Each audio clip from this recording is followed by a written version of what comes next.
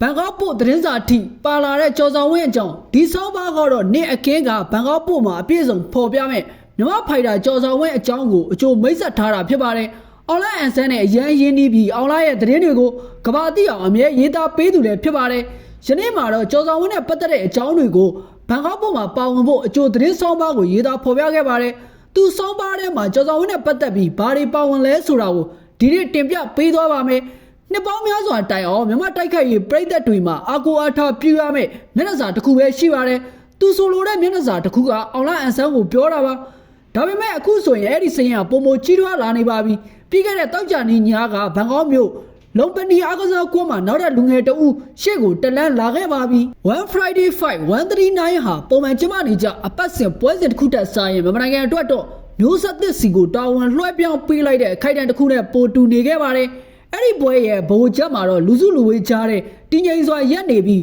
ရော့စတာတယောက်လိုကြိုးစုံမှုတွေကိုရရှိနေတဲ့ကျော်စောဝင်းရှိနေခဲ့ပါတယ်။အသက်24နှစ်အရွယ်ကျော်စောဝင်းဟာသူ့ရဲ့ဝမ်ချန်ပီယံရှစ်ပွဲဥထွက်ကိုအမခန်းပုံစံနဲ့စတင်ခဲ့ပါတယ်။ဂျပန်ဖိုက်တာမူဂါစီတိုကိုဒုတိယချီမာတင် TKO နဲ့အလဲထိုးအနိုင်ယူခဲ့ပြီးဘတ်3သိန်းခွဲဘောနက်စုကိုပါဆွခူသွားခဲ့ပါတယ်။စရုပ်သားမြောက်အလဲထိုးခွက်ဖြစ်တဲ့လေရက်ခုန်ပြီးထိုးလိုက်တဲ့လက်သီးချက်ကြောင့်လုံမနီကွင်းကြီးကိုပြိုကျမတက်ဆူညံသွားခဲ့ရပါတယ်။ကွင်းတစ်ခုလုံးမှာမြန်မာပြည်သက်တွေအပြည့်နဲ့ရှိနေပြီးမြန်မာလန်တွေဝေရန်ကကြွေးကြော်တန်တွေဟိတ်ထွက်နေပေမဲ့ကျော်စောဝင်းကတော့တင်ငိန်နေသေးပါပွဲပြီးမှာတော့သူဟာမီဒီယာတွေရဲ့ဝိုင်းအောင်မေးမြန်းမှုကိုခံခဲ့ရတယ်လို့ကွင်းပြင်မှာလည်းပြည်သက်ရာပေါင်းများစွာရဲ့ဝိုင်းဝန်းအားပေးမှုကိုရရှိပါတယ်။ပြည်သက်တိုင်းနဲ့စပီတော့ပုံတွေကိုပြုံးရွှင်စွာရိုက်ပေးခဲ့တဲ့သူ့ရဲ့ပုံရိပ်ဟာပွဲတစ်ပွဲတော့ပုံမကြီးမားတဲ့အဓိပ္ပာယ်ရှိနေခဲ့ပါတယ်။ကျော်စောဝင်းဟာပြည်တွင်းမှာ65ပွဲနိုင်တပွဲရှုံးတဲ့နာမည်ကြီးနေသူဖြစ်ပေမဲ့လမ်းကြောင်းတစ်တစ်ခုကိုရွေးချယ်ခဲ့ပါတယ်။သူဟာပရိယာရှိဖဲဒက်ကလပ်ကိုတွားရောက်ပူးပေါင်းခဲ့ပြီးပွေတိုင်းနီးစနစ်တွေနဲ့လက်အိတ်အသေးကိုစိတ်ရှည်လက်ရှည်အသားကျအောင်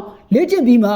ဝမ်းရဲ့လုံပနီစင်မြို့ပုံကိုတလန်းလာခဲ့တာပါ။သူ့ရဲ့စိတ်ရှည်မှုကလည်းအရာထင်ခဲ့ပါတယ်ကျွန်တော်ဘာဖီအားမှမခံစားရပါဘူးမြန်မာပြည်သက်တွေကပထမဆုံးနေ့ကလေးကကျွန်တော်ကိုအားပေးနေကြတာပါလို့သူကဆိုပါတယ်အဲ့ဒီညမှာပဲအခြားသောအပြောင်းလဲတွေကိုတွေ့မြင်ခဲ့ရပါတယ်အသက်22နှစ်အရွယ်စလိုင်းထန်ခီးရှိန်ကလည်းတီဂိုနဲ့အနိုင်ရရှိခဲ့တယ်လို့တစ်ဖက်မှာလည်းမြန်မာလက်ဝိတ်ကန်ဝင်ဆိုလိုဟာသူ့ရဲ့ကစားသမားတက်တန်းတစ်လျှောက်ပထမဆုံးချိန်အလဲထိုးနဲ့ရှုံးနိုင်ခဲ့ပါတယ်ဒါဝိုင်းမျိုးဆက်တွေမှိမ့်ဖြော်သွားတဲ့တင်ကြတာတစ်ခုလည်းဖြစ်ခဲ့ပါတယ်အဲ့ဒီညမှာမြန်မာက2ပွဲနိုင်2ပွဲရှုံးရလက်ထွက်ခဲ့ပေမဲ့ရလက်ထက်ဆိုင်တစ်ခုခုပြောင်းလဲသွားပြီဆိုတာပုံခံစားရပါတယ်အောင်လိုက်အန်ဆန်အနားယူပြီးလေးလမပြည့်ခင်မှာပဲ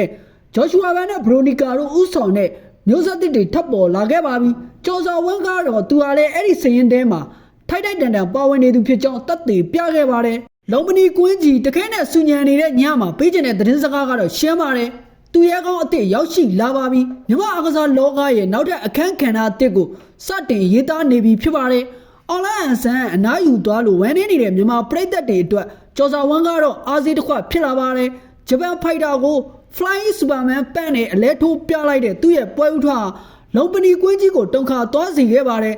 ဆိုလီဦးရှုံးနိုင်ခဲ့ရပေမဲ့ကျော်စောဝင်းနဲ့စလန်ထန်ခီးရှိန်တို့လိုလူငယ်တွေကတော့မြမအလံကိုကမ္ဘာအဆင့်မှာဆက်လက်လွတ်တင်ပေးနေပါပြီဒါကတော့ကျော်စောဝင်းနဲ့ပတ်သက်ပြီးနေ့အကင်းနဲ့ဘန်ကောက်ပို့အကျိုးဆောင်ပါဖြစ်ပါတယ်ကျော်စောဝင်းဟာဝမ်ချန်ပီယံရှစ်မှာပွဲဥထွက်တပွဲနိုင်ုံနဲ့ဘာကြောင့်ဒီလောက်အောင်မြင်နေရတာလဲကျော်စောဝင်းကိုချစ်တဲ့ပြည်သက်တွေအနေနဲ့ကွက်မှတ်မှာရေးပေးခဲ့ကြပါဦး